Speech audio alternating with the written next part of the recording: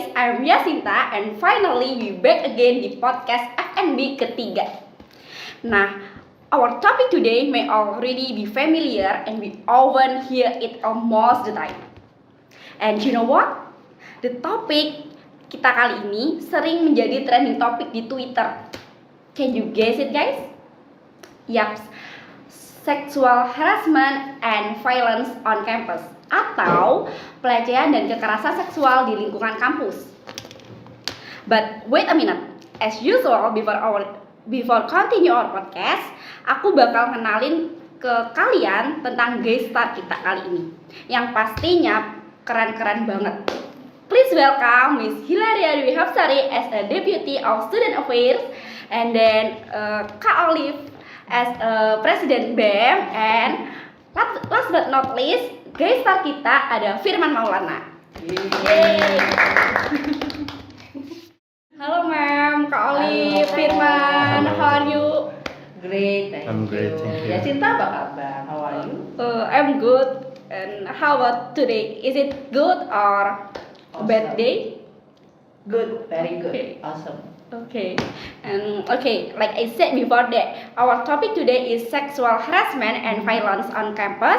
And pertama kita ke Memphil dulu nih. Kok saya dulu? Ya, karena sebagai Deputy for Student Affairs, gimana nih menurut Memphil, dari sudut pandang Memphil, what do you think about sexual harassment and violence on campus? What do I think about it?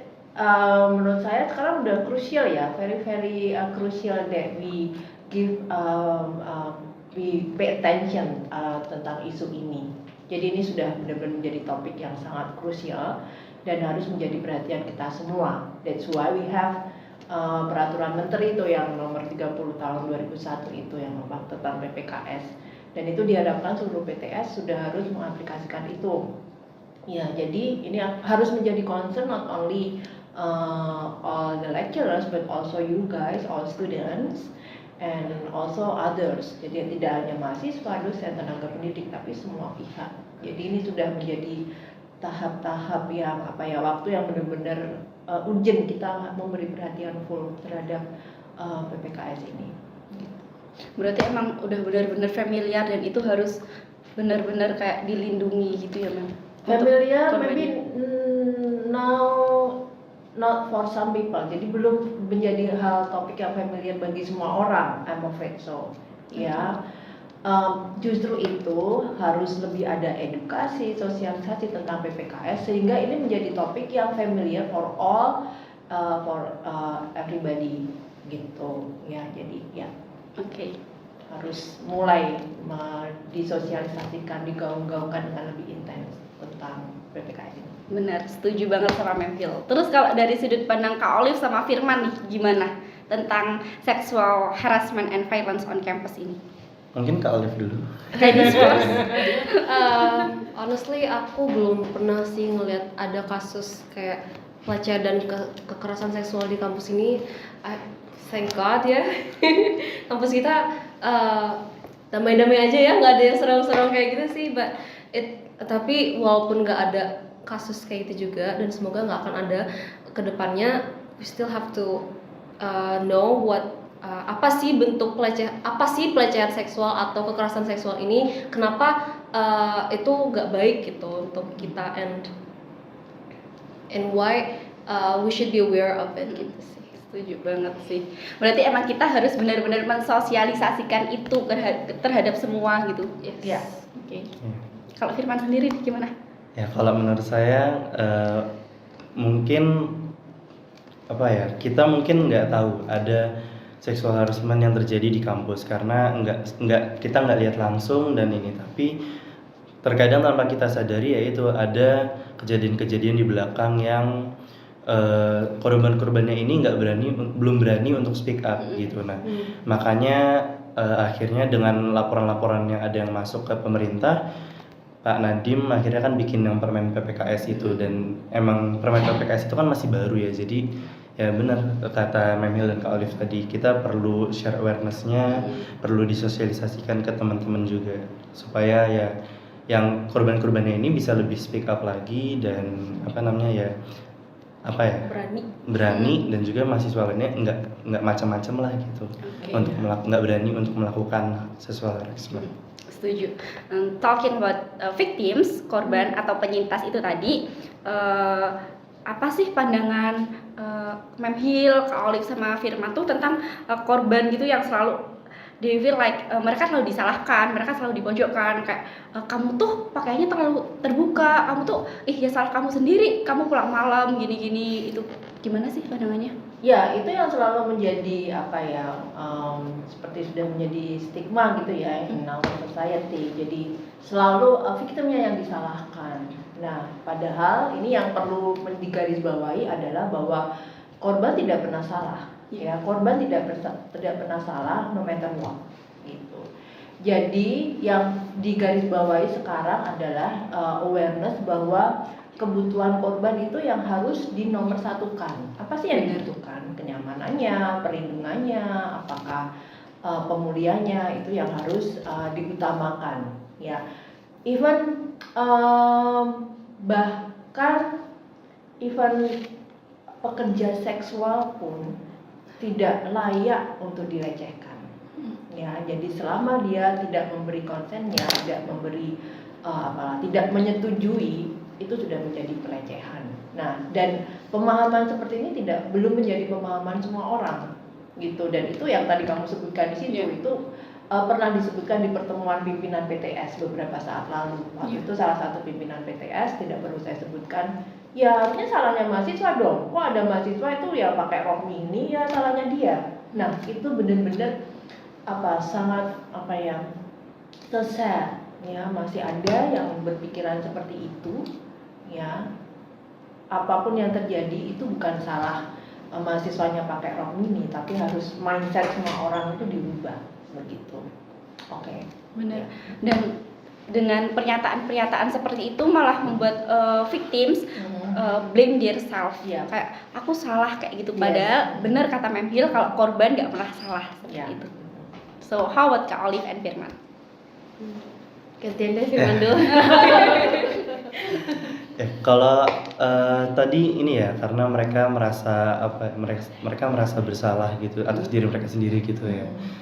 Ya kalau misalnya masalah pakaian, justru kalau aku nggak salah, aku pernah baca korban pelecehan seksual itu justru lebih banyak dari yang berpakaian tertutup. Gitu. Dan jadi bukan pakaiannya yang salah, bukan bagaimana cara berpakaian si wanita yang salah, tapi bagaimana cara si cara pelakunya berpikir seperti itu. Yang harus dirubah itu justru cara berpikir pelakunya, bukan pola pikirnya, bukan pakaiannya, seperti itu. Setuju. How about Olive? Oke, time is short. Aku juga setuju sih, karena perempuan itu kan datang dalam bentuk yang berbagai macam. Ada yang mungkin suka yang berhijab yang full atau yang syar'i gitu. Ada yang suka yang ya masih setengah-setengah. Ada yang mungkin nggak berhijab. Ada yang mungkin pakainya mungkin mungkin skin tight gitu ya. But it's okay. Tapi sebenarnya yang menjadi masalah itu sebenarnya bukan karena dari perempuannya, tapi karena dari pelakunya itu sendiri. Kalau misalkan pelakunya itu sendiri tidak bisa mengontrol pikirannya, tidak bisa mengontrol dirinya sendiri untuk melakukan yang tidak seharusnya, ya it's never gonna happen. So balik lagi itu kepada pelakunya sih. Iya. Let me add something ya. Let's speak with data ya. Berdasarkan data, korban pelecehan seksual itu yang paling muda adalah bayi. Dan yang paling tua adalah nenek-nenek umur 70. So, gak ada hubungannya dengan pakaian. Ya, kalau orang mau berniat untuk melecehkan, ya it will happen. Gitu. Jadi masalahnya do not blame pakaian atau sikap gitu, tapi harus ada awareness dari setiap orang bahwa we are not allowed to do that. Oke, benar banget. Benar dari yang disampaikan Memhil itu untuk korban ya. Bahkan yang terbaru ini ada dia kalau nggak salah umur 11 tahun, anak SD memperkosa anak kelas 1 SD. Yes. Aduh, itu yang terbaru. It's so sad. Jadi ya nggak masa anak kelas 1 SD terbuka sih ya kan, nggak Iya. mungkin kan. Jadi pakaian itu bukan penyebab utamanya. Benar, setuju. But I banget. do think that both are victims. Dua-duanya sebetulnya victim sih. Kalau untuk Iya. yang SD ini. Iya, yang Iya. edit pelakunya juga oke pelaku, tapi juga sebetulnya dia korban juga karena dia masih di bawah umur. Dan kan. kurang sosialisasi dari orang Iya. tuanya itu tadi. Oke, kurang pengawasan, perlindungan, penjagaan dan lain sebagainya. Benar banget. Dan tadi kan kita ngomongin tentang cara kita memberi rasa aman ke korban, mereka harus diberi rasa aman dan nyaman. So, how do we protect, memberi rasa aman and comfort and justice for victims or penyintas? Itu bagaimana? Gimana? Siapa dulu nih? Dari sudut pandang cowok gimana? Oh, boleh. Iyalah, sama dulu. Ini ya, memberikan rasa aman ke korban, ke ini. Dengan kita mau mendengarkan mereka. Kadang mungkin mereka nggak butuh kita bantuin macam-macam, tapi cuman butuh didengar aja cukup. Benar. Dengan kita mendengar tanpa menjudge, itu menurutku udah memberikan rasa aman ke para survivor. Kalau dari aku. Totally agree. Iya. How about ma'am? Kayak dulu, iya. Cara aman itu mungkin kalau mau lebih real ya bisa listening to the victim, bisa provide yang lebih konkret gitu ya dalam bentuk misalnya bantuan hukum, jadi memberikan informasi tentang bantuan hukum, kemudian tentang mungkin tentang psikolog kalau membutuhkan, kalau ternyata korban membutuhkan pemuka agama bisa dibantu untuk menghubungkan, atau pemuka masyarakat, atau mungkin pihak-pihak yang memang dibutuhkan untuk intinya untuk pemulihan dari korban itu. Jadi intinya adalah ya fokusnya adalah berorientasi pada korban, untuk pemulihan korban dan rasa nyaman dari korban. Tidak harus terburu-buru, ayo harus lapor, ini harus begini, no. Ya, jadi memang harus sesuai dengan keinginan korban dan persetujuan korban. Begitu, dan itu benar harus didengarkan, tapi juga tidak bisa yang langsung dipaksa. Ini kamu harus lapor hari ini juga, harus lapor polisi nih, harus lapor ini itu, tidak. Kalau dia tidak merasa nyaman untuk lapor pada saat itu, jangan dipaksa. Begitu. Dan dan mungkin lebih ke beri dia waktu lah untuk mungkin memutuskan seperti itu. Iya. Boleh? Kalau dari Olive sendiri ya,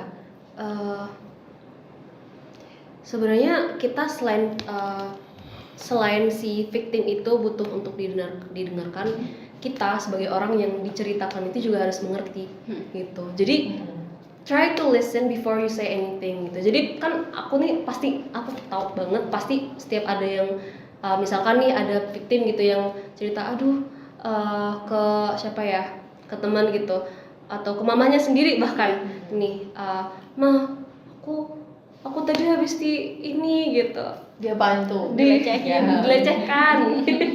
Aku habis dilecehkan gitu, mamanya langsung marah-marah, lo kamu sih kamu tadi sendiri, terus kamu pakai baju apa tadi, tuh kan pakai baju itu, nah itu itu jatuhin mentalnya banget gitu kan. Padahal di saat padahal waktu itu si victimnya itu tuh ngerasa kayak aku tuh bingung mau ngomong sama siapa gitu. Yaudah aku berusaha untuk beraniin diri untuk ngomong sama mama ini, tapi mamanya tuh nggak suportif. Nah itu tuh sakit banget sih. Iya, benar banget ya. Padahal tuh kalau udah berani cerita berarti si korban itu nyaman. Nah, maka dari itu, dari penelitian udah disebutin kalau 90% korban itu nggak berani cerita, nggak berani speak up akan dia sudah menjadi korban seperti itu. Dan 10%-nya lagi mereka berani cerita tapi dalam jangka waktu yang lama. Misalkan kejadiannya udah 2 tahun tapi dia baru cerita di tahun selanjutnya, seperti itu. Dan mungkin hal itu yang melatar belakangi korban ragu untuk speak up seperti itu. Iya. Mungkin saya tambahin ya tentang bentuk perlindungannya, untuk memberi kenyamanan ke korban itu bisa juga lewat memastikan untuk pelaku ini diberikan sanksi, baik sanksi administratif atau sanksi-sanksi lainnya. Jadi kalau misalnya dari kampus misalnya yang paling buruk dia bisa di DO, bisa dikeluarkan gitu. Dan walaupun sudah kita dipercaya untuk didengarkan, make sure kalau identitasnya benar-benar dijaga. Jadi pernah kan ada kasus nih cerita langsung, oh udah langsung aja upload di sosmedmu gitu. Dan itu kan malah membuka identitas dari korban. Nah itu Benar. kalau tidak sesuai dengan persetujuan dari korban, itu juga tidak memberi rasa nyaman bagi korban itu. Iya, setuju banget Mem. Ya. Terus habis itu ini khusus Mem Hill nih. Oh saya. Iya, Kenapa saya? karena Mem Hill sebagai deputy Ya. of student affairs, Yes. and then apa sih langkah yang harus diambil atau diterapkan di lingkungan kampus untuk menghindari sexual harassment and violence itu Iya. tadi? Sebetulnya semuanya sudah dijelaskan sih di peraturan yang tadi Iya. disebutkan ya, bahwa yang jelas ada sosialisasi secara intens tentang pencegahan dan pencegahan kekerasan seksual ini. Kemudian ya kayak misalnya nih contohnya selain mengadakan sosialisasi, misalnya di sini area bebas kekerasan seksual, misalnya ada spot-spot yang diberi tulisan seperti itu. Kemudian jelas ada pembentukan pansel dan kemudian satgas kekerasan seksual. Kemudian setiap semester itu setiap PT highly recommended itu membuat survei kepada mahasiswanya terkait pelecehan seksual ini. Jadi apakah mereka pernah mengalami, melihat dan lain sebagainya, tanpa harus menyebutkan identitas. Terus kemudian juga menyediakan kontak-kontak ya, atau misalnya tadi kalau sudah ada satgas, jadi semua mahasiswa, pendidik maupun dosen itu tahu harus kemana sih kalau misalnya mereka mengalami atau melihat begitu. Benar. Ya. Setuju banget sama Mem Hill. Oke. Finally, last but not least, ini untuk semua. Yes. What do you wanna say to victims, like a support or anything? Jangan saya dulu deh, yang lain dulu. Gimana Kak Olive? Yang jelas, don't be afraid to ask for help. Don't be afraid to tell your story, because it's not just your problem. It's not your fault, Yeah. but it's the pelaku's fault. Iya. Apa bahasa Indonesianya? Iya, gitu sih. Salah pelakunya gitu. Jadi gimana ya? Emang sih di Indonesia itu susah. Kalau misalkan ada masalah pelecehan seksual ini, pasti ada yang misalkan masalah ini tersebar di sosmed, pasti ada yang bilang komentar Nyalain. lagian mbaknya sih pakai ini, lagian mbaknya sih sendiri-sendiri segala macam itu. They can say that Yeah. because they only know 1% of what you've been through. They don't know how you can be able to stand, to be strong and talk about your problem, about this sexual harassment or ini. So itu sih. So just do what makes you. Karena kalau misalkan kamu diam, if you don't say anything, it's not going to be, no one will know, and nanti mungkin orang itu tuh yang melakukan pelecehan seksual ini, mungkin siapa tahu satu kampus gitu, nanti dia bakal terus-terusan gitu ya. Itu sih kalau dari aku, just don't be afraid to raise your voice. Kalau dari Firman? Kalau dari aku mungkin cukup jangan merasa sendiri, Iya. karena pasti akan banyak yang ngedukung kalian korban. Dan ya tadi aku mau apa? intinya jangan merasa sendiri. Jangan merasa sendiri. How about Mem Hill? Ya, kalau dari saya setuju sih apa yang sudah Olive dan Firman sampaikan. Do not be afraid to speak up. Ya, you are not alone. You are not alone. You are a victim. Ya, jadi jangan merasa bahwa this is the only you are the only one that makes mistake. Tapi dari sudut pandang yang lain, saya juga mau emphasize bahwa in the end you have to forgive pelakunya. Ya, kenapa? It will ini akan membantumu heal. Ya, in the end Menyembuhkan. gitu. kalau dari sudut pandang yang lain, pada akhirnya nggak bisa simpan ini, apa maksudnya merasa benci for the rest of your life. Jadi pada akhirnya nanti mungkin harus lebih saya memaafkan pelaku, dan although you are a victim, actually you are not a victim in the end. Why? Because they are there in your life to give you lessons actually, so that you can be better. Jadi jangan menyalahkan diri sendiri, tapi juga jangan menyalahkan pelaku for the rest of your life. Mereka berhak untuk dihukum, mereka harus dihukum, tapi tidak perlu ada like a grudge atau dendam dan lain sebagainya. You will heal faster. Thank you. Keren banget nih. Jadi untuk para korban, untuk para penyintas, don't blame yourself anymore, karena kalian berharga. Yeah. Oke. Keren banget nih. Terima kasih untuk Ma'am Hil, Kak Olive dan Firman. Kalian keren banget. Terima kasih untuk jawabannya. Dan thank you for coming here, and see you next time, and bye-bye. Bye-bye. Halo, perkenalkan, aku Yasinta Putri Afandi dari S1 Sastra Inggris STB Alia Yogyakarta, Angkatan 2021. Dan aku Ilham Cahyati, juga dari S1 Sastra Inggris Angkatan 2021. Dan kita merupakan perwakilan dari calon panitia seleksi pencegahan dan penanganan kekerasan seksual atau yang biasa disebut dengan PPKS. Dan PPKS ini merupakan program dari Kemendikbudristek yang berupaya untuk menangani kekerasan seksual maupun pelecehan yang berada di lingkungan pendidikan tinggi.